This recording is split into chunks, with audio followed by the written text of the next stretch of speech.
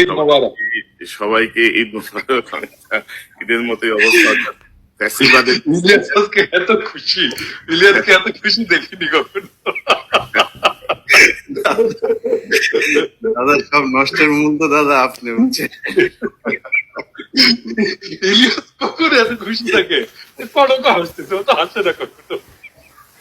না, এখন ধরেন আসলে দাদা দেখেন যে এই 32 নাম্বারটা ধরেন একটা ঐতিহাসিক ভবন, কোনো সন্দেহ নাই, একটা স্মৃতি বিজড়িত ভবন, কোনো সন্দেহ নাই। কিন্তু গত 16 বছরে এই 32 নাম্বার শেখ মুজিবকে ব্যবহার করে যেভাবে গুম, খুন, মানুষ হত্যা, গণহত্যা, ভুয়া নির্বাচন, দখলদারিত্ব যেভাবে প্রতিষ্ঠা হয়েছে, তো মানুষের ক্ষোভটা যে পড়েছে ওইখানে।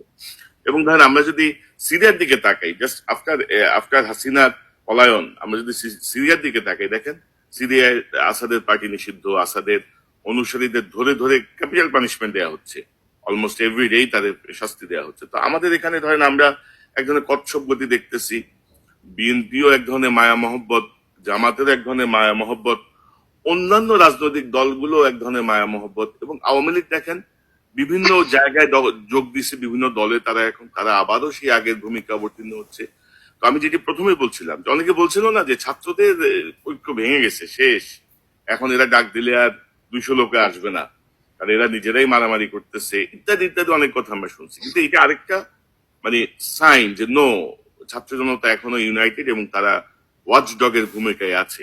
এবং সরকারের জন্য এটা কিন্তু এক ধরনের, আমি মনে করি যে একটা সিগনাল যে নো, এইসব করা যাবে না। তো